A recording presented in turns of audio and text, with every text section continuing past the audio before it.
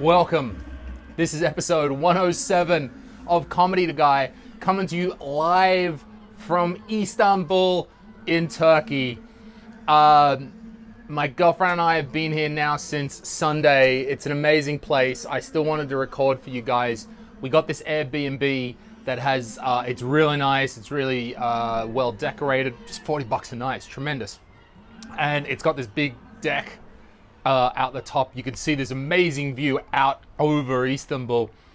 And you can probably hear in the background the goddamn music that plays every night. I don't know where it comes from. It sounds like a party or a festival. And this loud, blaring, very Turkish style Middle Eastern music, this is par for the course around here. This will go on till about 11 o'clock. Look, I've got, I know the sound isn't quite typical. I'm using my my lapel mic to try and pull this in.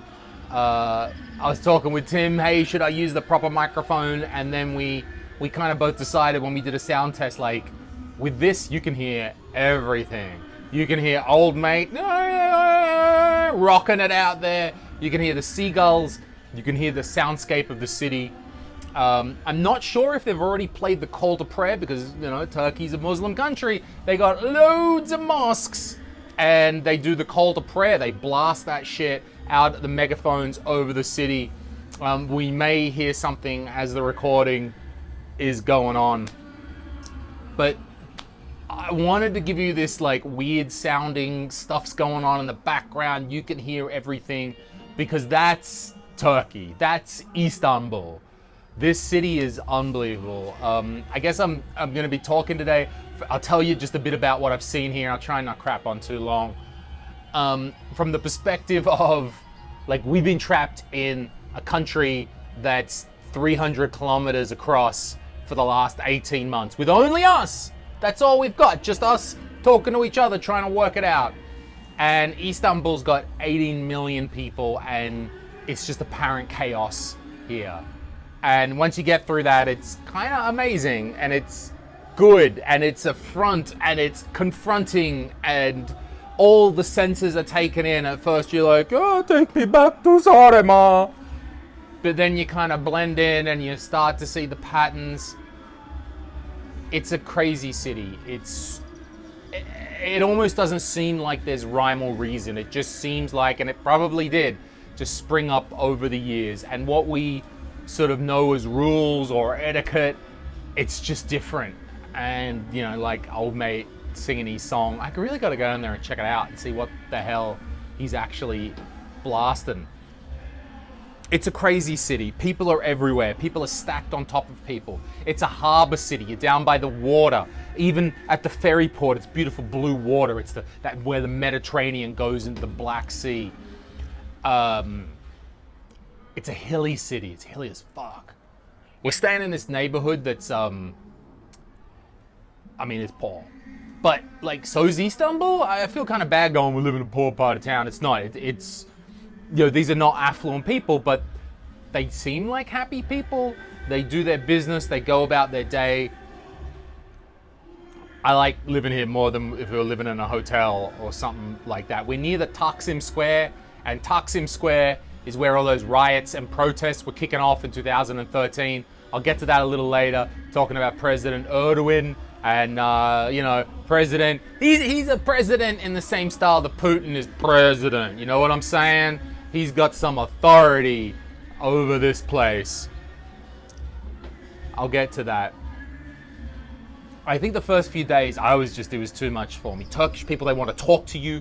You know, particularly street vendors, they want to tell you, come in, and I get it. That's part of their culture. Come, they're up to you, and, you know, they try to act, you know, when you don't, like, acknowledge them, because I'm, like, trying to be Estonian, like, no, I must not talk to you. I cannot enter your shop unless I have some specific intention to buy some of your goods. Otherwise, good sir, I would not waste your time. And, you know, that's pretty different to what here. I found, you know, over a couple of days, it's mostly the dodgy sellers who are the most aggressive. The stuff that we've bought, some really nice leather products, some great towels. I know, I'm a motherfucker who gets excited about buying Turkish cotton towels. What has become of my life? But I got great Turkish cotton cows. Good value too. 10 euros a towel. Very good value. Much nicer vendors. Not pushy. They want to tell you about stuff. Gonna get me a beer. Not very good beer in Turkey, I gotta say. That whole alcohol thing. Erdogan's regime, he's not good with it. Again, I'll get to the political stuff later. So yeah, that was very affronting to just sort of like, nothing's got a price tag. Every dude is like, gum. Holy shit, there's huge seagulls above me. You motherfuckers. All right, sorry, I got a thing with seagulls. Yeah, I'm watching you, you fuck. Oh, because I've got my börek. See, I've been eating börek. It's good, but maybe I should put the börek away. Wait. Oh wait, I'll just put it under my notes. You fuck, you're not getting my börek. I'm watching you, you big white Turkish fuck. Yeah. This place is chaotic. There's noise everywhere. It's like this, you know, the city that never sleeps. Maybe by 3 a.m. it calms down. There's always, when we first got into the first night, like there was power out. Like we had no power in the apartment. And it's just like, hey, that's how it goes. It was kind of nice. There was no internet because we didn't have roaming. It's not in the EU, so you can't do data roaming. It's really expensive.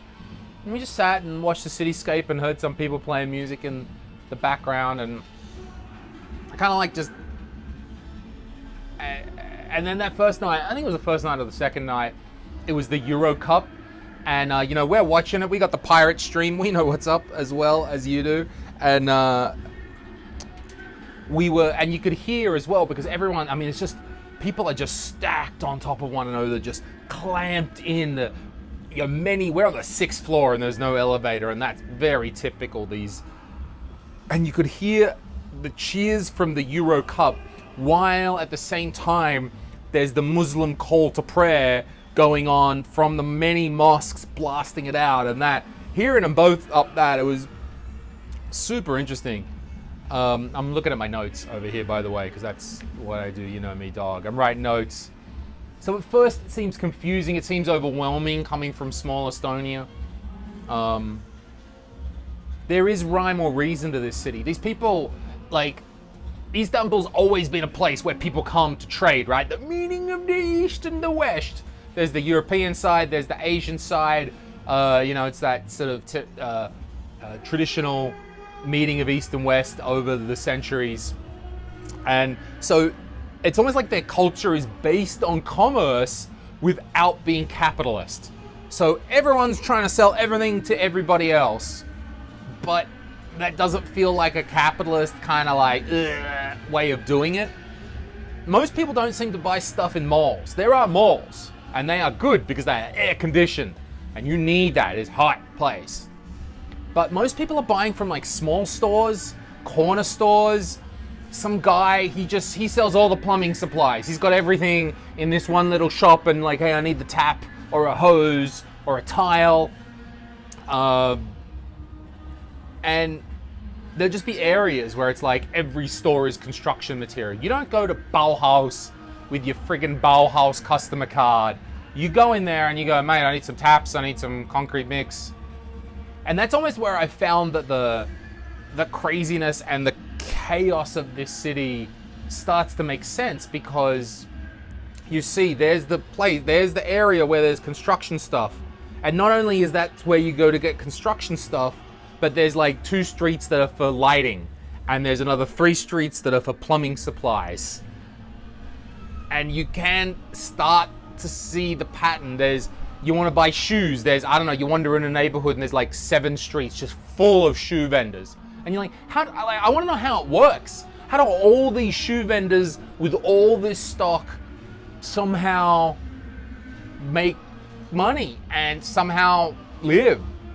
I don't know. I guess I'm thinking from that Estonian perspective, like, how come this is not a startup that's made $1 billion yet? It's a different way of thinking about it. We would never go to think to buy building construction stuff from the corner store. Well, certainly not in the last, 20 years. Maybe, if you remember the Soviet days, maybe it was kind of more of that if shit. Maybe it's Soviet days where they've actually got stuff on sale. Old mate's rocking it out there. I love it. Turkish people talk all the time. Like, it's like they don't shut the fuck up. Like, Turkish people need to talk. And it's not just like, oh, Estonian people are silent. Oh, we love the silence. Like, we're in a city of 18 million people. There is no nature. There's a park, and cities need parks. But there's something in them. Like, they're talking to each other. There's banter. It's non-stop. And if they're not talking to each other, like if they're not talking to a guy next to them, they're calling someone. It's just like, even in I don't like calling people, but even in Estonia, where like, you know, I got to call someone now, I'm going to make the call. Okay, let's make the call. Here I am. I'm making the call. The call is happening. We're doing the call. Okay, I've done the call. The call is done. Turkish people, it's like air. They just like non-stop, just like the next guy, like, yep, done. Yep, done. They have to keep talking, and somehow the Airbnb guy here is connected to the taxi guy here, is connected to the guy who picked us up at the airport. Everyone's connected somehow with everyone else. Can you hear the seagulls? Yeah, they love it. And they're pretty nice to speak to you. Like, I mean, some people are fucking poor here, and that's fine. It's a big country, I get that. I'm not like trying to pull some eat, pray, love bullshit on you. But I've discovered the poor people have helped me discover my inner light or something. But I mean, maybe 80 million people, we got 1 million people. There's gonna be more of everyone. So there's certainly more income inequality in Turkey. I mean, that's absolutely sure. I don't know if those dudes from TransferWise just tipped over the scale now that they're trillion bazillionaires, and you know, now they've just tipped the scales. But there's really poor people here, and to them maybe making a euro, making 50 cents is like something to them. Everyone's hustling. Water, you want this, you want that. It's kind of cool. It's commercial without being consumeristic. All we seem to do is shop here. We're going through stores, there's markets. Just every street is a market with some guy selling stuff, produce. You want phones? You got phones. I got this, if you haven't watched already, go check out my Instagram, because that's where I'm posting all the photos to Louis Ezran on Instagram. And I found this, I don't know what it is. I was walking through the Grand Bazaar, and it's just terrible markets and terrible, you know, cheap shit knockoff stuff everywhere. And some guy was like a phone store, it's pretty normal. And some guy was selling, like, he had a machine that they could print stuff, like they could make a custom-made phone case, like on the spot. You give it, I presume you give him the file, he'll print it for you, whatever you want.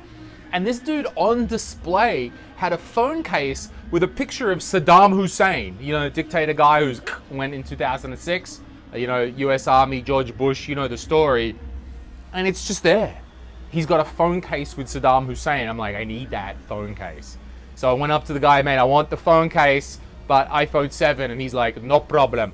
5 minutes later, €4, and I now am sporting a Saddam Hussein phone case. Because I asked the guy, he said he come from Syria. I didn't want to keep pushing him, because I'm like, maybe he genuinely likes Saddam Hussein. I don't know, maybe he's a Sunni from, I had to look into this, because I feel like, I mean, there's the different sects of Muslim and Islam, sorry, I sound friggin' stupid right now. You know, like the Saddam Hussein was a Sunni Muslim, and most people in Syria are also Sunni Muslims. So I was like, is that the thing? Is this the brother love here? You know, is it just an Arab rising up thing? I don't want to ask him too many questions, because he's like, if you're displaying a phone case of Saddam Hussein, like, that's not random. No one's like, oh, Kylie Minogue. I don't know who else. Look at that. Someone else on the phone case and Saddam Hussein. No, there's a reason why. And there was like people at a wedding, like that was the only celebrity. Like you could show his photo. There were some people at a wedding, some people taking a selfie, and Saddam Hussein. That's how he was. And there was like, you know that thing you put on the back of the phones, the pop socket, that thing that pops out to put your fingers in? He had a Saddam Hussein pop socket. That's great in a weird way. So, long story short, I have Saddam Hussein phone case now for €4, because that's great. I saw an Erdogan is the president, as I was saying. He's a little bit Putinish. And I saw a t-shirt with Erdogan. I didn't get it. I should go get that. That would be awesome. Probably some Turkish fucking exchange student in Thailand is probably going to stab me if I wear it. So I just think that's funny. I know, but then again, I think it would be funny to wear a Putin t-shirt in Thailand. And I'm pretty sure I wouldn't be allowed back in the house if I came home. I'm pretty sure my girlfriend would throw boiling oil over me or something if I came home with a Putin t-shirt on. Even though I think it's hilarious because, I don't know, I'm Australian. We never had a dictator. I get it. Dictator's bad. I understand that. Makes sense. But still think it's hilarious. Because I went to, in 2007 or something, when I was traveling with my Estonian friend Iris, we went to Georgia, like the real Georgia, not the American Georgia, and we went to Stalin's hometown. And you can go there, and his birthplace, like his home is still preserved, and they got a museum to Stalin, which oddly only shows the good things about Stalin. That's weird. And there's still like a motherfucker huge Stalin statue in the town square. Gori was the name of the town in Georgia. And they've got like a nice museum you can go and tour. They've got Stalin's like rail car, bomb-proof, propaganda-proof, everything-proof. And you could buy, like there was a gift shop at the Stalin Museum. And my friend, she bought a book of Stalin poetry because he was a romantic at heart. And I bought a small bust of Stalin. It's about that big. And I have it on my shelf. And needless to say, my girlfriend, who is Estonian, is somewhat troubled by having a bust of Stalin on the bookshelf. But I think it's hilarious. I mean, you can hear the chair banging in the background. The food here is amazing. I mean, you want your kebab, you want meat. This place is the place to get meat. Every lunch, I get like some sort of meat platter. You go into some place, every place is amazing. Which place do I go? What's the best place to get the kebab? What's the best place to get the kofta? They're all great. Doesn't matter. Just go in. Anywhere that's not like super touristic, it's going to be amazing. And often when they don't have great English, it's fine. And I try to go like, I want the meat platter for two. Meat platter for two, but for me. And he's like, for two. Yes, for two. I'm like, no. Don't worry about her. Me too, for me. Hungry. And eventually they get it that these boys are going to go in the back and cook up extra kebab and meat and doner for me. So I'm loving it. They eat a lot of bread. And it's hard. I'll tell you what, it's hard to turn it down. I'll tell you what though, Turkish people, bit of an obesity problem. They're fat as fuck. And if you read the statistics, they have the highest obesity rates in Europe. And I was like, what the fuck? They're not in Europe. Anyway, and it's like, it's kind of a bit about the city. It's a bit about their culture. It's a bit about they got fast food. They're not active enough, not doing enough exercise. And it's shit like they just eat bread with every meal. Everything's got bread in it. And it's too much bread. But the bread is so friggin' good. The guy brings out the hot bread that he's just made on the plate. It's all oily and crisp on the edge. And you're like, oh, you start piling it in. You can't resist. And you're like, oh, there's so much bread. Oh, but tzatziki or whatever the Turkish word, chick. Don't call it tzatziki, that's Greek. Pro tip from travel blogger Lewis. And sugar. Everything's got sugar in it. You buy the drink, it's got sugar. Of course, your Turkish coffee, very strong, super strong, always got sugar in it. So everything's full of bread, everything's got sugar. Trying to just eat doner, just trying to get my meat. I got my börek here. I'm not trying to freak you out. I probably can hear me. When I eat my börek, you can see it on camera. I've got the lights from the balcony focused on me. So maybe if you're watching the video, you can kind of see my face because it's kind of getting dark outside. I couldn't get home sooner. Börek is great. I've got a beer here. Beer's great. So, and they have a lot of stray cats, stray animals in Istanbul. Everywhere you go, you see little kisus everywhere, just walking the street. Dogs, stray dogs. And the thing that, I mean, at first it's like, oh my God, all these animals, I've got to help them. We're going to take them all home and hug the little kitty. They seem all right. It seems like there's a good relationship between the people of Istanbul and the animals. And they seem to get fed. I mean, at first, I mean, they're small. They're not like some big fucking fat house cat that you might have got that you feed 3 times a day. Like, they're leaner and trimmer, but they seem happy and they don't seem like hungry, dangerous animals. You can talk to them. We pet cats all the time, pet dogs all the time. Even on the first night, there were these 2 in our neighborhood here on our street. There's these 2 dogs always just walking around. So I went into the little supermarket. I was buying some stuff and I bought like an extra sausage. It was like 50 cents. And I came outside and I like took a bit and I gave it to the dog. Dog didn't want it. Stray dog didn't want food. And then I was like trying to eat it like, yum, woof woof, yum. And the dog still didn't want it. So I took the sausage home with me and that's what I was eating for dinner later on. So loads of, it's really nice. There's little cats everywhere. A lot of them want to come and talk to you. There's a nice relationship between the animals. Like, it's almost like you don't need a pet here. That the city has pets for you. And they're everywhere and it's fine and it's not a problem. It's part of the charm of this huge, chaotic, seemingly random city.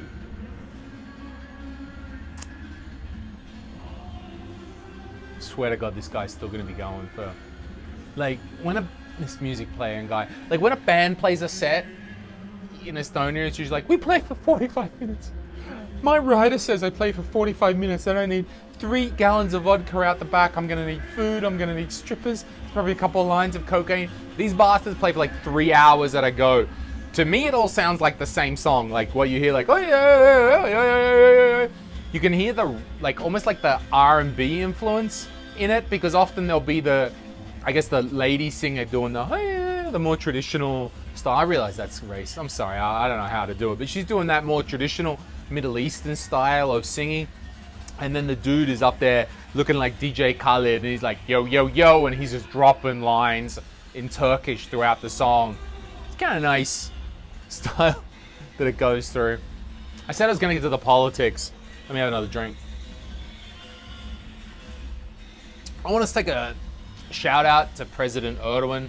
Erogen. Look, I don't know how to pronounce these names, all right? Erogenous Joan, Turkish Joe Rogan. I don't know how to say it. Erogen, I think, is it. Yeah, he's pretty much 3/4 of the way to being a dictator. So, Erogen, if you're watching this, brother, I just want to say hello, because you are watching every fucking thing else in this city. First of all, as a tourist, you need to register, and you get a number, and it's like getting your own tour, like social security number, and you have to register that. So that's tied to my passport. To get 4G SIM card, got to show my passport, got to show ID. Anytime you log onto public Wi-Fi, you're always using your phone number. They're tying you back to that. If I want the city card, you've got to get the city card, load the money onto the city card, and then you need to register that against your tourist ID number so they can track you. So they're tracking every visit. You might say, well, like, Lewis, the green card in Thailand, it's tracking you. It's true. But it is still possible to get on Elron and pay in cash and be anonymous. So courtesy's not tracking you, right? Here, not possible. Everyone, you have to use a card to get on the public transport, and that card, citizen or tourist, is being tracked against your personal ID number. When you go into a mall, there's not, like, we haven't found that many malls. There's not many, like, especially in the center. We traveled like an hour out and there was malls and stuff. To enter the mall, you've often got to show your ID. There's like a security guard there scanning the QR code, because when you get your document, it's got a QR code. Definitely have to go through a metal detector. Sometimes also the heat test. You got the heat gun to see if you got the COVID or something. But the security to get into shopping centers, like, it's not a COVID thing. It's a Rogan wants to know where the fuck you go. And when you go up to the Taksim Square, so that's where the riots were kicking off in 2013. Basically, Taksim Square is a huge, beautiful square right in the middle of Istanbul. And it's got a huge green park. And as much as I've understood, there's one thing Erdogan loves is construction, because all these buddies are all doing the construction jobs. He's getting the kickbacks. They all make loads of money. And he wanted to demolish the park and just put more buildings or something. And then there was and that sort of sparked a protest based off, underlying, people were worried and underlying shit they already were at. And, you know, that really flared it up. And that's what led to those riots. You've heard about the riots in Turkey. And when you go up there right now, there's, like, it looks like an army forward operating base. It looks like a FOB base. It looks like the machines and the hardware that the police, they say police. Last time I saw guys dressed up like that was Afghanistan, when Stuart and Andy and I were there, whatever, 8 years ago. The machines, like, they got trucks that are kitted out for something like that. They would look like the zombie apocalypse. They've got four-wheel drive Land Rover Defenders that have the gun turret in the top. They have these, like, they're like armored personnel carriers that I saw them in Afghanistan. And I remember, because they were what the army was using, there was something else that, because they couldn't use Hummers. Hummers were too low. They were having IED threats. And so they were using these other style of military vehicle, armored. It's a fucking armored tank, and it's just sitting in the middle of Taksim Square. You see them around the city, particularly where the Hagia Sophia is, and the blue, like the main mosques. There is, like, they look like special forces operators. We got military, we got big guns, we got dudes who know, like, you can kind of tell the regular police officer, because they're like a bit sketchy. They're a bit like, like, you know, they're just a police officer trying to do their thing. But you can tell a military trained operator, not only because they have bigger guns, like, they're the dudes who, like, we know what's up. They're not fazed by me looking at them. Sometimes took a picture, they didn't worry. Like, they're the dudes who know what to do when shit goes down, and they're just hanging out in the square. Like, this is a rough place. And this is a fucking dictatorship here. And they're going to have some elections coming up, but they're a bit concerned, you know, will they do the vote counting, and how's that going to be? I don't know. It's, I don't want to get too, like, liberal and stuff, like, oh, should we come to the dictatorship? Should we support the country that has these, like, I don't know. I heard wasn't there something where they had a meeting of the EU and, like, Macron from France got all worked up about Erdogan? I would believe it. Like, I don't know, maybe it takes, and then you start to get into this deep shit rabbit hole about, is that how Eastern cultures are? I don't want to be offensive to any Eastern cultures, is that how they are? You know, do they need strong leaders? They have a different sort of culture to what we have. I don't know. Do Arabic and Middle Eastern cultures need semi-dictators to, I don't know, run the place? I don't know.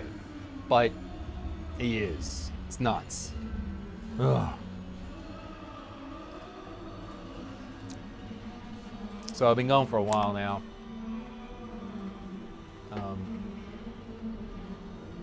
Half an hour. I mean, it's a long time talking on your own, right? Trying to make up jokes. All the time I'm staring into my Saddam Hussein phone case as I'm recording this here. Tried to bring some gear to record with. Yeah, if you're watching the video, maybe you've seen the mood, the sun going down here. It's hot. I'm getting sunstroke. And everyone's like, you're an Australian. And I do that shit. I do, like, oh, I'm a big tough Australian. Particularly in the middle of winter, I'm like, I need the heat. I need the heat. I tell you, I'm bowing down like a little girl in this heat. I was wrecked yesterday. Anytime we take public transport, anywhere it takes, like, on the bus takes like 50 minutes or an hour. And I'm done. I am done like a dinner by the time I get off that hot bus. And I just collapsed in a park and slept for half an hour. Really had to walk around, and I'm like, I'm fine, just let me sleep. Tomorrow's some public holiday. I think we're gonna hit the beach just to get a swim. The heat is stifling. And when you're walking around and you just see all these dudes just sitting around, you're like, I mean, because you see the dudes sitting around, not the women, because the women are off, you know, at home or something. It's very segregated by gender kind of thing. At first you're like, how do these people make money? How do these people run businesses? How do they work? You know, we're used to, like, I go to work from 9 to 5 and then I'm done. And then I have done my work for the company and things are good. You've got to just take breaks. Like, it's just, we're getting like half an hour and then going, time to sit in a cafe for a while. The heat is just stifling. And that's also why I'm recording at this time of night. Otherwise, it'd be too hot out here. We got old mate. Blah. Maybe he's just singing like, the heat is gone, the heat is gone. Yeah.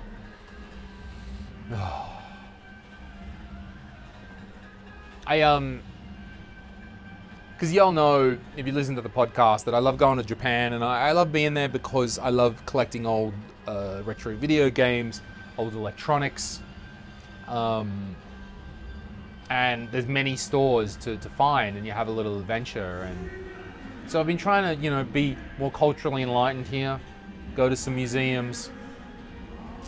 But I got a hot tip. I was talking to this dude on Reddit, because that's where you find all information these days, on Reddit. And he told me on Friday there's a great computer market.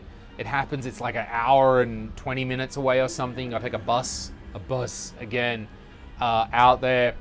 And the markets, they're every Friday from 6 a.m. to 6 p.m. But he said, you got to get there early. Don't fuck around.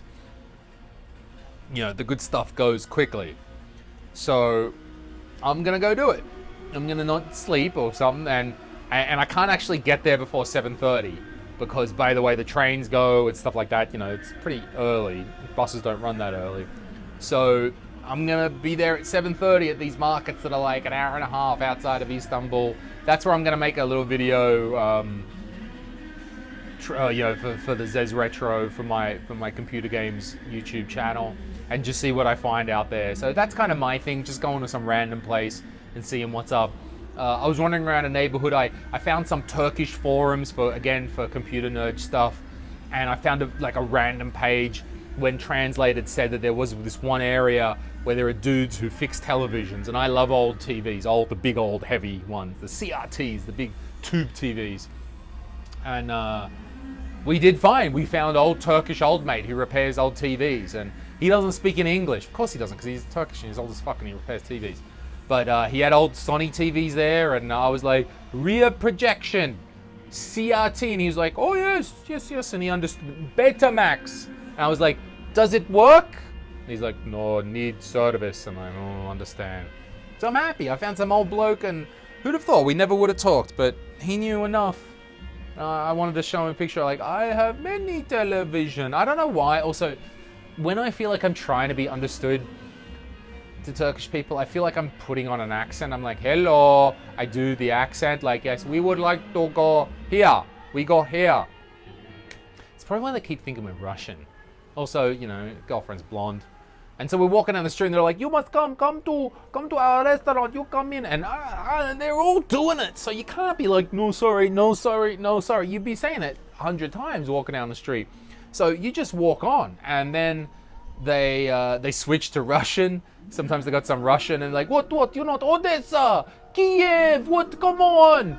Why you not talk? And I guess they think we're Russian, where I'm just like, no, I'm Estonian and we don't talk. Why didn't you get that one, Buster? So everyone thinks they're Russian here because we don't want to talk to nobody, and we got a blonde girl and a dark guy. I don't know. They're hustling. These people are unbelievable hustlers. You gotta respect that. These people, I think they work harder than I've ever seen. Probably harder than I've ever worked in my life. Just trying to do something.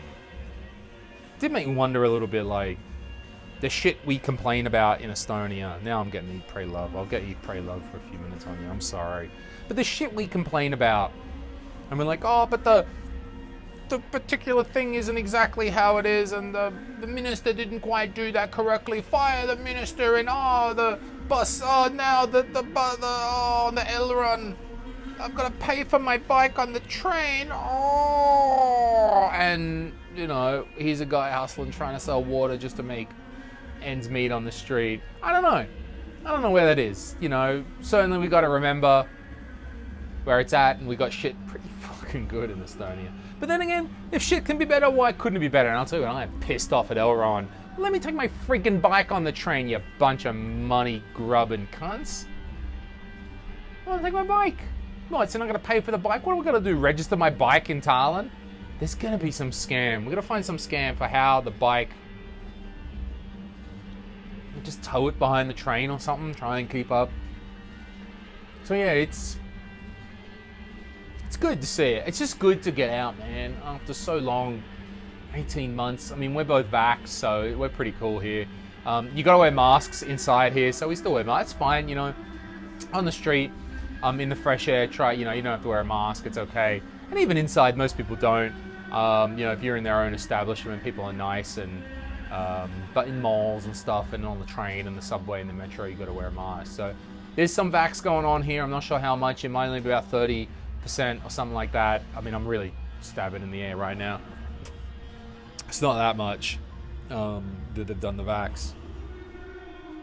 But it's good to look. If you can just, I guess I don't know. I got to close up soon. I'm gonna go eat my börek. Seagulls didn't come back. If you can go somewhere, go somewhere. If you can get out, just the reason we came to Istanbul, because the flights were $250 each, return, good time of day, none of this 3 a.m. bullshit, direct, so you don't have to go through some other Slovakian airport or something. And it's like, why not? Use this as an opportunity just to pick up and go. Is there a direct Ryanair flight to some bumfuck place in the north of Italy? Just go. It's been too long.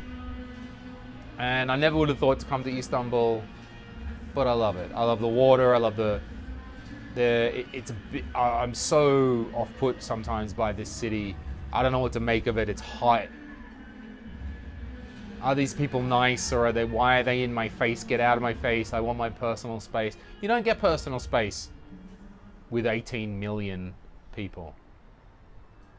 But that's kind of all right.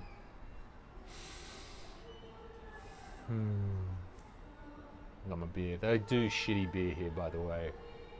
I think there are beer bars, and I haven't been out to them. And you can go to a bar and get a craft beer, but supermarket, and they're probably craft beer, bottle shops and stuff, but mostly terrible. But that's Erdogan, right? That president dude. He's like trying to, as much as I've understood over the centuries, but this century, they tried to be secular. They tried to be like multi-religious here in Turkey. And Erdogan, it's fashionable to be hardline. It's fashionable to be right-wing. It gets you votes to be right-wing.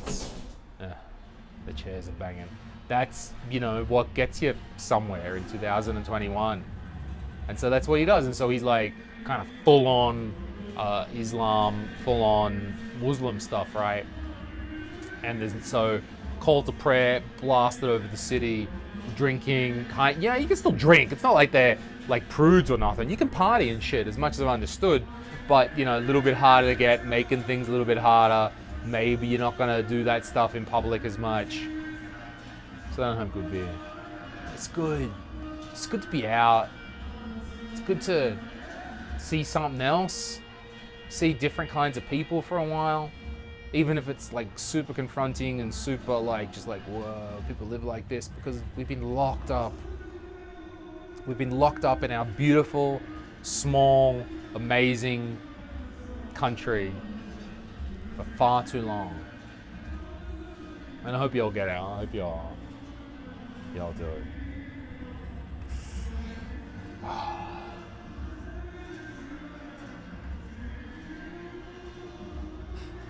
I love that music.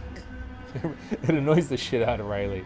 She can't fucking stand it. She's like, why is this dude playing? It's 11 p.m. Why is he playing that shit? And I'm just like, you know what? It's Istanbul. I don't know what's going on in this place. I have a problem to sleep when there's noise, so I'm not sleeping, but I don't mind. Beach tomorrow. Retro video games market the next day. Saturday, I don't know. And then Sunday back home, getting back into the real life again. All right, guys, I'm gonna wrap it up. I'm coming to the end of my thought stream here. It's kind of tough to keep a solo thing going, and I hope you just found my random ramblings interesting. Yeah, me and Tim, we got some. I hope you liked. Also, if you liked the last episode where we went broadcasting from Viskla, we didn't know what to find out there in the countryside in Viskla. And we just sort of went, and they got the village center there with all the keeking stuff. We didn't know there was keeking stuff there in Viskla. Like, that was a center for keeking. We just rolled up, and some really nice people, some local people told us about keeking, and we did a little outside podcast. And it inspired us to go get some new gear. We got better mics. We got mobile mics. We've actually got enough gear now, Tim and I have bought, that we can do them walking around remotely. We just put some recorders in our backpacks. We've got little remote lapel mics. So it's something Tim and I have wanted to do for a long time, which is just do outside. Like, what's our thing? Is it really that interesting when, you know, some idiot Irish and some idiot Australian just talk in a studio? So we kind of are going to do a series of podcasts from just wherever around Estonia, what we see, and it gets us out. So I'm happy about that. So I want to thank you for continuing to listen to the podcast, continuing to support me on my journey to try to find my way, to find my artistic way. Like, what am I doing with all of this stuff? Am I a stand-up comedian? Am I a blogger? Am I a YouTuber? Am I just a guy who runs a comedy company now? I'm trying to, you know, just keep on going. Keep making podcasts, keep making videos. I'm a bit strung out, I'm a bit high, I'm a bit like, I put too much pressure on myself, you know. I'm trying to do something, we're trying to do something with this podcast that's, you know, not like super commercial.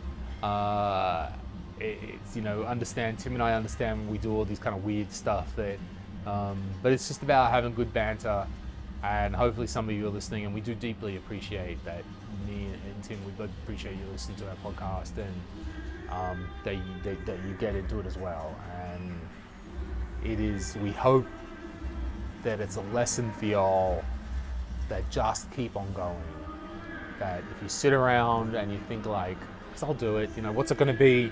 I sat around, I mean, all for the last 4 days, I've been thinking about how am I going to set up this podcast? How is the sound correct? Am I going to use the SM58 proper microphone, or I'm going to use lapel? What about that? And in the end, it's just like, set up the friggin' camera, turn on the recorder, and go for it, and put it out. And it's not perfect, doesn't matter, just put out more. It doesn't matter, put out more, put out more. And I like it, because I have noticed that if I don't do that, as hard as it is sometimes to get yourself out of bed, as hard as it is to find something to say, I don't know, I don't often know what I'm supposed to say about things. Not saying something is harder in the end. Not saying something is harder on your soul. Keeping it in and not doing anything and not creating, I think, drags you down in the end. So I'm happy that we're doing stuff. I'm happy I got Tim by my side, my friend, my financier. And I'm glad that you guys are listening. I'm glad the Comedy Estonia is a thing. We're rocking. We got the summer tour going on right now. The shows are filling up. It's tremendous that people are so interested in our shows. I'm really happy about that. I'm happy for the guys. All our comedians are doing so well and enthusiastic. My alternate job now at Comedy Estonia is I'm not the day-to-day CEO anymore. I handed those reins over to Merrily. She's doing an excellent job. I'm very happy. I'm still the business owner, and you know, we still have to talk money and business and stuff sometimes, but she runs it day-to-day. She's doing a very good job, and I'm very happy for that. And one of my jobs is talent management now. It's still a job. I still have jobs. I'm not sitting around scratching my ass. And one of my first things that we're doing is we're creating a show that is like one step above open mic. So if you're a young comedian, you come to open mic, you're doing your 5 minutes, you're doing that, and it's like, what next? How do you step up? And there are possibilities. Sometimes, you know, if you're good, if you're doing well and you've got something going on, you'll be asked to perform in a Suva tour, or you'll be asked to open for someone, or Ardo or Sander might give you, or you might be on the autumn tour. So there are opportunities for a comedy night, but not enough. So we're making a show where it's just 4 young comedians doing their first 15 minutes, and it's a place like open mic, but like the step up. And I'm really happy about that. I'm happy that we can continue to develop these comedians and give them the place to step up. And I've been having a few talks with our comedians about this, because Comedy Estonia has like this image and this brand, and you know, you think if you come to a Comedy Estonia show, it's going to be all right. And even if it's open mic and, you know, we say we don't guarantee nothing, it's still, typically a reasonable night. Like, you come to open mic, some are good, some are not so good, but it's all right, And that's not the experience for a lot of comedians. It's not the experience of a lot of comedy shows. If you've grown up as a comedian in, like, some other place, you've done some shit shows, like terrible fucking shows. And even when before we were just starting Comedy Estonia, but I was still doing gigs in Sweden, doing them in Finland, trying to hustle a bit as a young comedian back in the day 10 years ago. Like, they were like, can you do 20 minutes? And I'd be like, yeah, I can do 20 minutes. And it was just shit, just terrible. But somehow, that's also part of the thing, right? Like, you gotta do that. I did one gig because I was dating this Finnish comedian at the time, and she's like, we don't have a host. It's in the Flamingo Hotel in Vantaa. Only Finnish. We need a host. And I was like, all right, I'll host.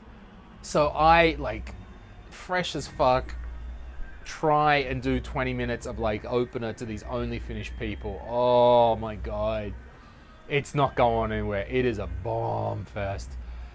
And I was super fired up then. So when I saw it wasn't going well and I realized I had a wireless microphone, I jumped into the audience and started to go around and like, hey, Finnish guy, what's your name? Hey, what do you want to do? And I mean, just the look of fear, we talk, and just the pain and the fear in these Finnish people's faces. I mean, I know the Finnish people love to go on about that they won the Winter War, but I want to know, if Stalin had a microphone, he may have won the Winter War, because I'll tell you what, these Finnish people were running for the hills when they saw me. And I feel like that's also part of the journey of being a comedian, is just doing these awful shows. But on the other hand, because a comedian, I know that's part of it. On the other hand, as a promoter and management of Comedy Estonia, I ain't running no dog shit shows like that. So, we do sort of curate our shows and make a premium experience and hopefully make a good experience for our comedians.